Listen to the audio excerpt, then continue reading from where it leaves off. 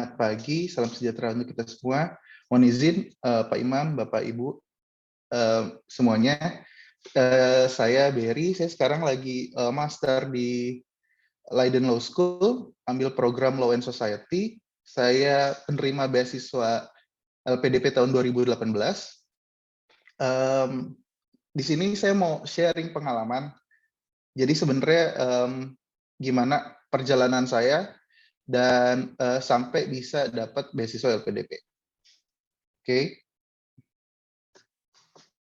Jadi saya hari ini akan ngobrol soal pertama itu apa itu beasiswa LPDP, yang kedua itu soal persyaratannya, yang ketiga kita akan ngobrol-ngobrol soal seleksinya, itu dari administrasinya apa aja, lalu pengalaman saya wawancara, ada do and don'ts pada saat menurut saya, versi saya pada saat saya melaksanakan seleksi beasiswa LPDP, dan kalau ada waktu kita lanjut ke sesi Q&A. Oke.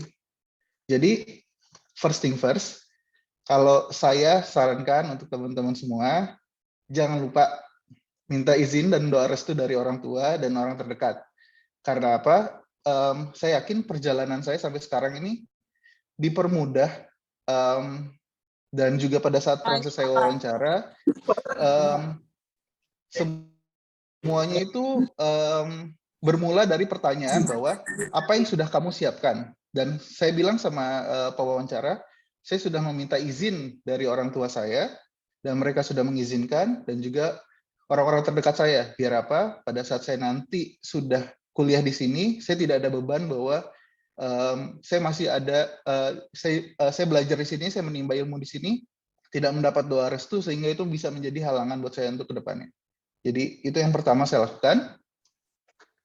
Yang kedua, karena saya mau ambil beasiswa LPDP, saya harus tahu dulu apa sih LPDP itu.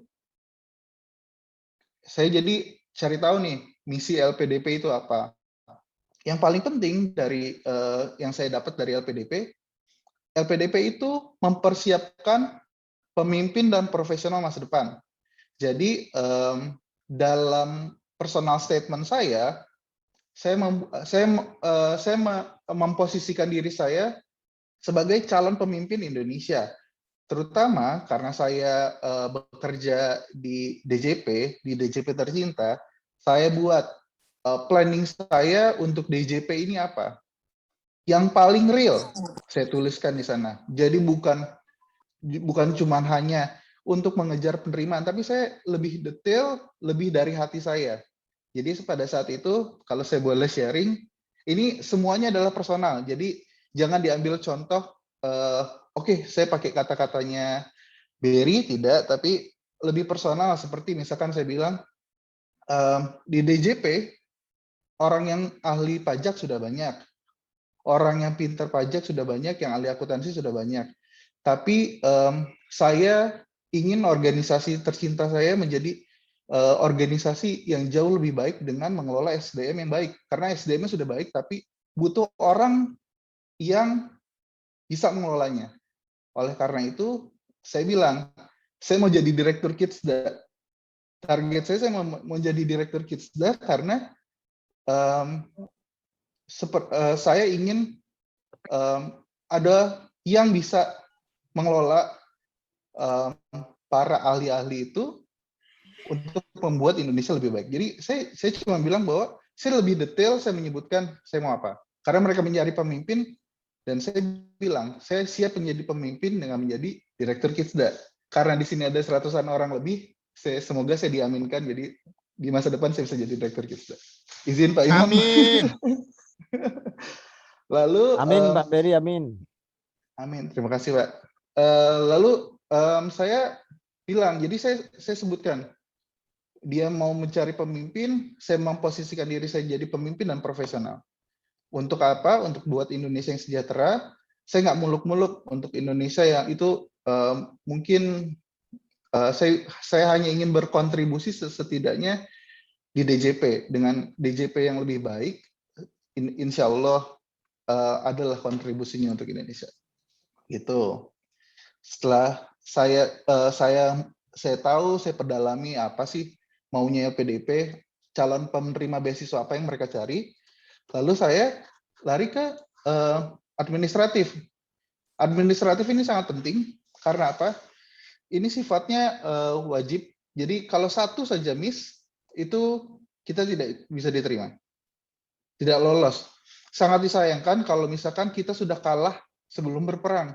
Karena administrasi ini ibaratnya cuman hitam di atas putih yang semuanya bisa kita persiapkan. Jadi ingat persyaratannya harus dipenuhi. Tips dari saya pada saat itu, persiapkan sendiri deskripsi rekomendasi untuk surat rekomendasi atasan. Maksudnya apa? Jadi salah satu syarat dari LPDP itu adalah surat rekomendasi atasan.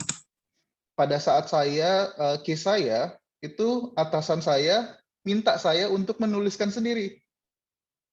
Diri kamu itu seperti apa? Beliau membaca dan beliau me-ACC. Bisa dibayangkan kalau misalkan kita sendiri tidak bisa mendeskripsikan diri kita sendiri seperti apa. Itu akan memakan waktu yang sangat lama karena dengan masih banyak sekali hal-hal yang harus kita lakukan. Jadi menurut saya deskripsi rekomendasi terhadap diri sendiri itu wajib kita siapkan. Ya, kalau atasan kita meminta kita untuk menuliskan sendiri. Ini berdasarkan pengalaman saya. Yang kedua, be genuine, karena ya seperti yang saya sebutkan di awal, dan jangan lupa menuliskan real impact untuk DJP dan Indonesia dalam personal statement, dan di tahun ini ditambah lagi dengan komitmen kembali ke Indonesia. Karena apa? Buatlah diri Anda segenuine mungkin, versi Anda sendiri, tujuan Anda, silahkan mencari tahu itu, lalu tuliskan real impact. Jadi jangan cuman kata-kata yang apa ya, istilahnya di bunga-bunga yang tidak real, yang terdengar sangat imajinatif, tapi kalau bisa ini yang real, yang nyata, yang setinggi-tingginya, tapi menurut kita itu pasti kita bisa lakukan. Yang kedua, baca detail panduan pendaftaran program, karena dia bullet point, tapi itu dalam bentuk paragraf. Jadi kadang-kadang kita suka terlewat. Ternyata ada ini di dalam paragraf ini. Mereka meminta A, B, C. Jangan sampai kita terlewat poin-poin itu. Sehingga kita harus membuat checklist. Kita buat checklist apa saja yang perlu kita lakukan. Karena LPDP ini termasuk yang banyak butuh administrasinya itu sangat banyak. Yang kelima, itu jangan lupa kita minta bantuan teman untuk double check. Saya dulu sangat terbantu dengan ada Rama, dengan ada Edita, karena jujur saya anaknya happy go lucky. Saya langsung ya saya nggak terlalu detail soal hal-hal administratif, dan Rama dan Dita itu selalu ngingetin A, B, C. Jadi buat saya pribadi sangat penting untuk ada bantuan teman untuk double check, karena kadang-kadang kita sendiri suka miss. Yang paling penting, lakukan sekarang, jangan tunda, karena kita nggak pernah tahu apakah nanti atasan kita tiba-tiba dinas keluar kota, apalagi dengan kondisi WFH seperti ini, yang sangat sulit untuk mendapatkan hal-hal administrasi. Jadi lakukan segera. Nah, ini mungkin yang paling seru dalam perjalanan saya mengejar beasiswa. Jadi perjalanan saya untuk mencari IELTS. Buat di Leiden Law School, saya membutuhkan IELTS minimal overall-nya 7. Untuk writing, itu minimalnya 6,5. Jadi saya sampai 7 kali tes. Kalau dirupiahkan, 7 dikali 3 juta, jadi lumayan. Saya bisa beli motor lah untuk pulang pergi kosan ke kantor. Tapi menurut saya itu nggak sia-sia, karena percayalah, setiap perjuangan kita itu sangat-sangat worth it pada saat nanti teman-teman kuliah di luar. Jadi saya nggak pernah menyerah, saya persisten, saya terus-terusan.